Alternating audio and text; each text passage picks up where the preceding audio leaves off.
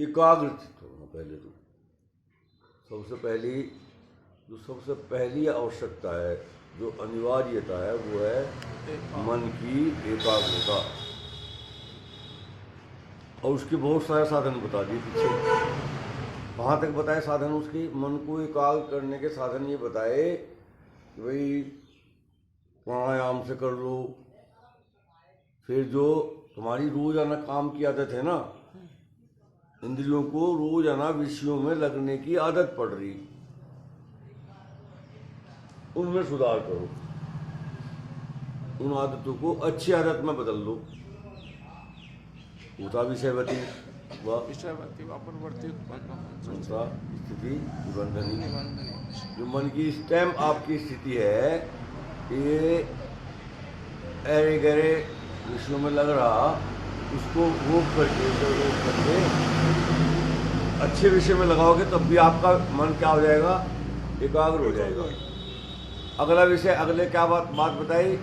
विषयों का वह ज्योतिषमती। कैसे रहो सारा दिन? एक वो शोक रहित, शोक में, और विशोक का मतलब शोक रहित। और रहमें कैसे? शोकग्रस्त रहें। पूरा दिन हम शोकग्रस्त रहें, किसी न किसी चक्कर में हम शोकग्रस्त रहें। और कई बार हम बिना मतलब की चीजों में शोकग्रस्त रहें। कई बार क्या, ज्यादातर उसमें रहे। हाँ, ज्यादातर हम 90% ज्यादातर हम जो जिनका कोई लेना देना नहीं है, जो हमारे जीवन पे कोई ऐसा प्रभाव नहीं गिर रही है भाई कोई बहुत बड़ी बात है, कोई बहुत बड़ी बात नहीं है। वह एक आदमी, हमारे परिवार में दो ही तो आदमी रह रहे हैं, दो आजकल ज्यादा तो रहते हैं, दो ही तो हैं। एक बच्चा वो बाहर चला जावे तो घर में दो बच जावे बस ज्यादातर। और जब सारा परिवार में जब भी कितने, चार, ज्यादा से ज्यादा चार, तीन चार, बस दो पति पत्नी है, दो बच्चे या एक बच्चा। इतने में भी हम सारा दिन क्या रहेंगे? शोकग्रस्त रहेंगे, सारा दिन शोकग्रस्त रहेंगे। वो हमने ऐसे बिना मतलब के शोक पाल रखे, बिना मतलब के। कपड़े पहनने तक पे हम शोकग्रस्त हो हैं। हम कह रहे बच्चों कुछ तो ये कपड़े पहन ले, वो करा नहीं, मैं तो ये नहीं पहनता, मैं तो ये करूँगा। अब दोनों में तो एक जना तो शोकग्रस्त होगा ही है, एक जना शोकग्रस्त होगा। जिसकी बात जिसकी मानेगी वो ठीक ठाक सा हो जाए थोड़ी देर के लिए, जिसकी नहीं मानेगी वो शोकग्रस्त। और कई बार दोनों ही शोकग्रस्त।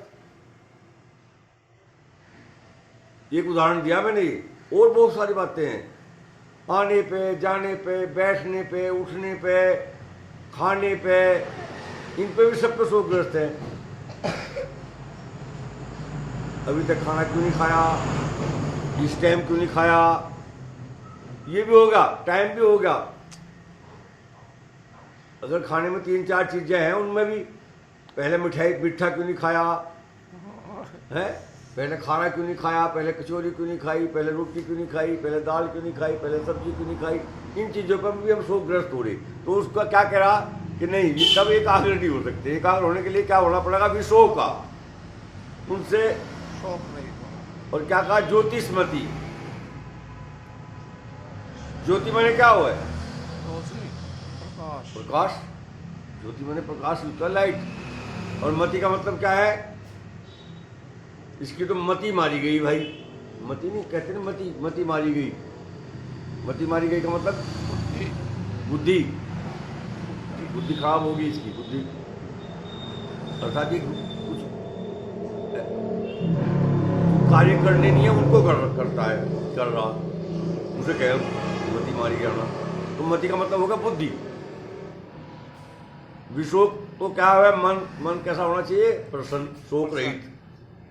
और ज्योतिषमती, प्रकाशमती, ज्ञानवान, जिस ज्ञान की प्राप्ति करने के सारे शोक जब हमारे पास जाएंगे तो हमारी ज्ञानवती बुद्धि हो जाएगी। एक ये तरीका है एकाग्र होने का। इस तरह क्या कहा कि भाई तुम्हारे पास होने का नहीं, ऐसा संभव नहीं है। तो भाई किसी वीतराग ऐसा वीतराग आदमी नहीं मिलता। अब कोई वीतराग का अर्थ होता है जिसके राग, जिसका लगाव, जिसका मोह समाप्त हो गया, ऐसा सन्यासी। ऐसा कोई महापुरुष, ऐसा विद्वान जिसका वीतराग, जिसका राग जो है वो बीत गया, खत्म हो गया, समाप्त हो गया, उसे राग नहीं है, अब उसे मोह नहीं है, एक चीज से मोह मुक्त है वो, ऐसा मिलना मुश्किल है। और अगर कोई है भी एक आधा तो हमारी पहुंच नहीं है वहां तक, हम नहीं जा सकते। है वो एक साधन, एकाग्र चित्त को एकाग्र करने का, मन को एकाग्र करने का एक बहुत बढ़िया उपाय है। अगर कोई अच्छा, जिसको हम आजकल गुरु कहते हैं ना, भाई गुरु धारण कर लो, ये इस सूत्र के आधार पर है वो गुरु धारण करना, कि गुरु धारण कर लो, वो तुम्हें तुम्हारा एकाग्र कर देगा। लेकिन अब जब गुरु ऐसे हो रहे, वो एकाग्र अपना ही नहीं एकाग्र होगा, तुम्हारा क्या कर देंगे वे? गुरु सारे ऐसे हो रहे, सारे गुरु ऐसे हो रहे, वो तो राग में धसे हुए हैं, माल मत्ता चाहिए उनको, सारा पैसे चाहिए, पैसे दे दो भाई, वहां सारी इकट्ठे करके यहाँ चढ़ा जाओ। और इस बात पे इस बात पे पूरी उनकी पूरी दृष्टि रहती है कि कौन क्या लाया, क्या कर रहा।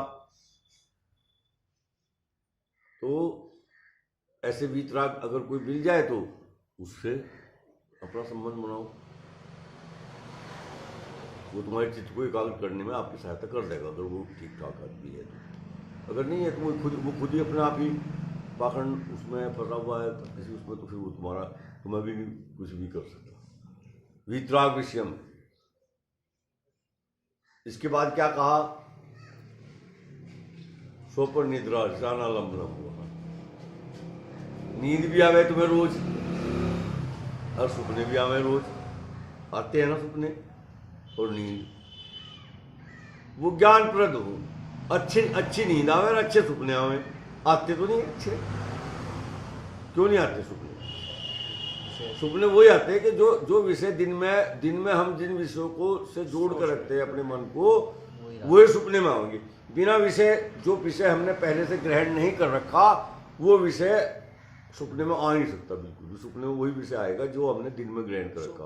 अच्छा, कई बार ऐसा होता है कि इस जन्म के नहीं, ये संस्कार पिछले जन्म के भी चलते रहे हैं, तो ऐसे विषय भी है जिनमें आपने अभी तो नहीं उसमें उसका उस विषय को लिया जीवन में अपने प्रयोग करा, लेकिन पहले जन्म में कभी करा। अभी तक तो तुम जहाज में बैठे ही नहीं, जहाज में नहीं बैठे अभी, और सुपना सभी आ जाएगा जहाज में बैठे, वो जहाज आके जाकर रास्ते में क्रैश हो गया और आप गिर गए और नदी में गिर गए। फिर नदी में से बचने के लिए चिल्ला रहे, हाय हाय कर रहे, बचाओ बचाओ बचाओ। फिर चलो किसी ने नाव में से नाव लिया, कहा गया कोई वहाँ भाई आदमी था, उन्होंने मुझे बचा लिया। और बचा करके जब हम बस किनारे पर, जब किनारे पाए, ठक से किनारे पाए, फिर गंभीर खुल गई, पड़े अपनी खाट गई पड़े तो खाट गई। और घूम कहाँ है, जहाज में भी घूम गया, गिर भी गया जहाज, पानी में भी गिर गई, नाव ने भी बचा लिया। और ऐसा हुआ तो नहीं। आप कहोगे हमने तो हमारे जीवन में ऐसा विषय तो कोई आया नहीं, पर ये सपना कैसा आ गया हमें? अरे क्या अब तक पिछले जन्म में कभी ऐसा तुम्हारे साथ हुआ हो? ये विषय तुम्हारे साथ पिछले जन्म में कभी रहा होगा, वो भी आ जाएगा सपना में कभी भी। होता क्या है, स्वप्न क्या है? स्वप्न ऐसा विषय है जिसको हम जागते हुए उठा नहीं सकते, उस विषय को हम जागते हुए नहीं उठा सकते।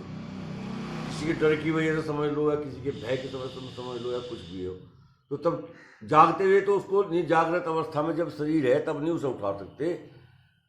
शरीर जब सो जाएगा, शरीर जब काम करना बंद करेगा, मन काम कर रहा, और सुपना कहे में, मन में, शरीर में नहीं है। जो चिप है वो तो मोबाइल में जो लगी हुई चिप है, और जो उसमें आप गाने भर रखे वो काहे में है? चिप में ही है। मोबाइल में तो मोबाइल से तो सिर्फ उनका इतना संबंध है कि मोबाइल का जो स्पीकर है वो काम आ रहा, और उस टाइम पे स्पीकर होता ही नहीं। सुपने में स्पीकर वो है, काम कर रहा, कोई आवाज आती है, कोई आवाज नहीं होती है। अब दौड़ते भी दौड़ते हो तो दौड़ रहे कहीं, कहाँ पड़े? चार पे पड़े, और कैसा लग रहा? दौड़ रहे, भाग रहे। बस वो यही हो रहा कि वो जो चिप है वह चल रही है अंदर, मोबाइल से संबंध कट रहा, उसका मोबाइल से कुछ नहीं है, चिप में से चल रहा हो, और मोबाइल में नहीं दिख रहा हो, मोबाइल में कुछ नहीं हो रहा उसका, ना सुन रहा ना हो, क्योंकि जब वो चिप उसका शरीर, मोबाइल तो सो रहा होता है, मोबाइल इसके लिए पड़ा। ठीक समझ में आई बात? ये ऐसे है सपना, उससे भी तुम एकाग्र हो सकता है तुम, अगर अच्छा एक बात बताओ, तुम अपने मन को अपने विषयों, अच्छे विषयों से जोड़ोगे तो सपने कैसे आएंगे? अच्छे आएंगे। अच्छे आएंगे, एकाग्र हो जाएगा। जब दिन में पूरा पूरा काम करा, पूरी चीजें खाई, पूरा काम करा, पूरा सब मस्तिष्क को बिल्कुल शांत रखा, किसी से कुछ द्वेष नहीं करा, किसी से लड़ाई नहीं करी, किसी से झगड़ा नहीं करा, तो नींद कैसी आएगी? बढ़िया। बढ़िया आएगी। और अगर नहीं आएगी तो, अगर ऐसा नहीं करा दिन में, हमने अपने मन को कई बार जान कर नहीं लगाते, अनजाने में, उसका अभ्यास हो गया, मन को तो अभ्यास हो गया। अभ्यास में जैसे अभ्यास होता है ना, अभ्यास से, अच्छा अभ्यास क्या होता है? अभ्यास का पता क्या होता है? अभ्यास तत्र स्थितो यत्नो अभ्यास है। उसी एक ही स्थिति में बार बार प्रयत्न करते रहे तो क्या हो जाए? और अभ्यास में हमारा कैसा नुकसान हो जाए? वो एक में टाइम तो हो गया वैसे, चलो 5 मिनट हम लेट तो सुन रहे हैं। एक दृष्टांत सुना रहा मैं आज तुम्हें, अभ्यास से कैसे हानि हो जाती है हमारी। एक आदमी, एक महाराज जी थे, महात्मा जी, उनके पास में एक पारसमणि थी। पारसमणि समझते हो? पारसमणि क्या होती है? पारसमणि होती है जो अगर लोहे को छुआ दो उससे तो लोहा सोना बन जा, सोना बन जाता है। ऐसे है ये कहावत कि कोई ऐसी पारसमणि होती है, कोई ऐसी पदार्थ जिससे ऐसा हो जाता है। ये प्रत्यक्ष में तो आजकल कहीं दिखाई दे नहीं रहा है। इसका वर्णन बहुत सारी जगह आता है, तो हो सकता है कोई चीज़ ऐसी रही हो, हम नहीं कह सकते इसके बारे में। तो उसके पास थी वह महात्मा जी की। महात्मा जी को क्या जरूरत थी सोने की? महात्मा जी को तो कुछ सोने की जरूरत नहीं थी, वो तो अपना रख रखी थी उन्होंने अपना। लेकिन जब महात्मा जी ने सोचा यार तेरे किसी काम की चीज़ तो है नहीं, तुम ये काम कर, इसकी चौकीदारी, अरे बातें नहीं करो यार, जब तुम या तो फिर हमें काम कर लें तो तुमने ना सोचो, तुम्हारा नहीं मन लग रहा इसमें, तुम्हारे मतलब की चीज़ भी नहीं हो रही है, लेकिन बैठ तो सकते हो थोड़ी देर हाथ जोड़ करके, बैठ जाओ, हम अपना काम कर रहे हैं, नहीं प्रसाद लेकर जैसे हम चले गए तुम भी चले जाओ, कोई दिक्कत नहीं हमें, चले जाओ। तो उसने वो क्या करा, फेंक दी उसमें, जहाँ नदी के किनारे रहता ना, वहाँ एक छोटा कुंड सा था नदी का, उसमें फेंक दिया। और कहने लगे क्या करूँ मैं, मेरे काम की तो चीज़ है नहीं।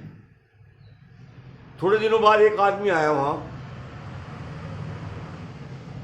उसने कहा कि महाराज जी आपके पास पारसमणि है, आप मुझे दे दो उसे। तो लेट हो गया भाई, तुम लेट हो गया, अब तो वो तो मैंने इसमें हाँ ये कुंड है, इसमें फेंक दिया। फिर कैसा होगा भाई, ढूंढ ले तो निकाल ले, मुझे तो कुछ जरूरत नहीं है, तो अपने ढूंढ ले। तो बहुत सारे पत्थर हैं इसमें, तो पत्थर जैसी होती है वो, बिल्कुल पत्थर की जैसी होती है, जैसे पत्थरी होती है छोटी पत्थरी ऐसी होती है। इसमें तो ये बहुत सारे मैं कैसे ढूंढूं? कहने भाई ये तेरा काम है, देख भाई तरीका मैं बता दूंगा, पहचान बता दूंगा मैं कि ये कैसे, क्या पहचान है उसकी। कि पहचान उसकी ये है कि जितने जो ये और पत्थर है ना यहाँ जितने पड़े इसमें कुंड में, उसी साइज के जो पत्थर हैं, इस साइज की इतनी बड़ी है वो ठंडे लगेंगे तुझे हाथ में, वो थोड़ी सी गर्म, इन पत्थरों में थोड़ी सी गर्म है वो। ये पहचान, जब वो गर्म, जिस जोन सा भी ऐसा पत्थर तेरे हाथ में होगा जो गर्म है, वो उसे पकड़ लिया बस, तो वो तेरी बनी है। और ये अच्छा, और वो तो रोजाना, वहाँ को एक आधा पत्थर पड़ा था, वहाँ तो पत्थर भरे पड़े थे पूरे। उन्होंने कहा भाई इसमें तो एक काम करियो, बराबर में एक दूसरा कुंड है, इसमें तो एक ठाता रहो, इसमें घेरता रहो, ऐसे ठा के इसमें घेरता रहो, तो जिससे और जोन सा तुझे गर्म सा लगेगा उसे ना फेंकिए, बस उसे रख लिए। अब वो तो लग गया जी 8 के रोज आवे अपना पत्थर उसमें देंगे, ठाकेंगे, फेंके, इधर फेंक दे, इधर फेंक दे। क्या हो गया उसको, इस फेंकने का, पत्थरों को फेंकने का क्या हो गया उसे? अभ्यास हो गया उसे, पत्थरों को फेंकने का अभ्यास हो गया। अब वो तो अभ्यस्त हो गया, ठाया फेंका, और वो गर्म वाली आ गई एक दिन उसके हाथ में, और वो ठक से फेंक दी उसमें। जब उसे अभ्यास हो रहा था फेंकने का, पूरा तो फेंकने का अभ्यास हो रहा था। तो अभ्यास से ये नुकसान होता है हमारा, कई बार जो हम गलत अभ्यास कर ले किसी चीज का, वो हमें हानि पहुंचा दे। और उसे तो फेंकने की जरूरत पड़ रही थी, वो गर्म वाली दूसरे कुंड में फेंक दी, तब उसको ढूंढो। ये अभ्यास कहानी। इसलिए अभ्यास भी अगर करना चाहिए तो अच्छी काम का अभ्यास करना चाहिए, अच्छी बात का अभ्यास करना चाहिए, अच्छी चीज़ों का अभ्यास करना चाहिए, वो आप ये काम आएगा। तो इसलिए ये अभ्यास है। एकाग्रता के विषय बता दिए मैंने, सपन ज्ञान निद्रा से। उसके बाद क्या आया, क्या कहा उन्होंने, यथाभिमत ध्यानात् हुआ, जैसा तुम्हारा जी करे। कोई जरूरी नहीं है तुम कहे में भी लगा लो, पर कहे में भी एक बात का ध्यान रखना, फिर कहे में भी करो, ऐसी चीज में ही ध्यान लगाना जो परमपिता परमात्मा की बनाई हुई रचना है। परमात्मा की बनाई हुई रचना में ध्यान लगाने से काम चलेगा। आदमी की बनाई हुई रचना में ध्यान लगाने से काम नहीं चलने का। ऐसी रचना में जो परमात्मा की बनाई हुई है। अच्छा, परमात्मा की बनाई हुई क्या है? सूरज किसका बनाया हुआ है? चांद किसका बनाया हुआ है? परमात्मा का। पेड़ किसका बनाया हुआ? परमात्मा का। नदी, पानी, अग्नि भी तो किसकी बनाई हुई? आप दीपक जला करके उसको सामने रख करके उसी पर ध्यान केंद्रित करो, उसका अभ्यास करो। इसमें लगा लीजिए, हमने तो 5 मिनट 10 मिनट आधा घंटा दीपक को रख कर उसकी लो पे ही निगाह रखनी, तो ये क्या कर देगा? एकाग्र कर देगा।